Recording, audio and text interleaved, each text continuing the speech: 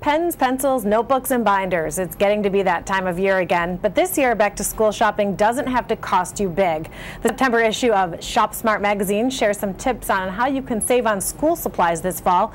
Joining us with more is Jody Rohlena, senior editor of ShopSmart. Hi Jody, thanks for joining us. Thank you for having me. Sure, so we have some great tips from you about saving money on school supplies. The first thing is take inventory, right? Yeah, look around the house, open up the drawers, desk, the kitchen drawer, see what you've got. You've probably got lots of pens and pencils and Post-its and all kinds of things that maybe are on that school list and that you don't have to go and spend more money on. I know, gosh, I have pens all over the house. If you put them all together, you don't realize what you actually have. Yeah, so start there. Shop at home first. Another thing is you could consider swapping, call a neighbor or a friend or something to find out what you have somebody else might need. Yeah, exactly. Maybe you bought the wrong thing, maybe you've got too many of something, and you can share with your friends, with your kids' friends' mothers. There's also a really good website called swapmamas.com. That's a great place to post things you have that you'd like to get rid of, or to look for free things that other people are trying to unload. Maybe a backpack that wasn't the style that somebody's kid wanted, but it's exactly what your child wants. You could get it from nothing. Nothing. And it's swapmamas.com. Swapmamas.com. It's a great site. Okay, another thing is buy in bulk. Yeah, you need lots of things like paper and pencils. Again, if you don't have them at home, you may need a whole lot of them.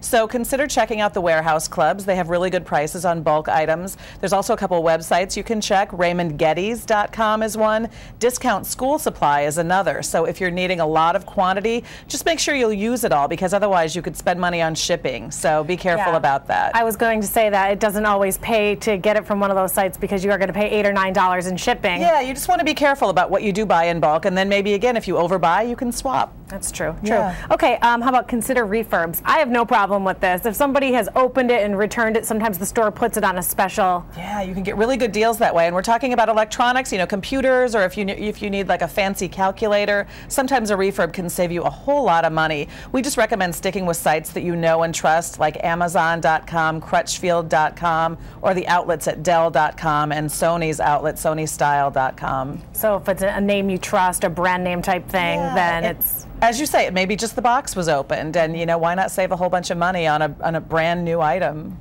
And I know you have more tips in this article, but be strategic about everything. I mean, not just driving around town wasting time. Yeah, you'll spend more money on gas, and there are really good sales on school supplies. So if you want to scan the circulars, you can go online and do that. Sunday Saver is a site. Yahoo Circular Central is another one. See who's got the really good deals on the things you need.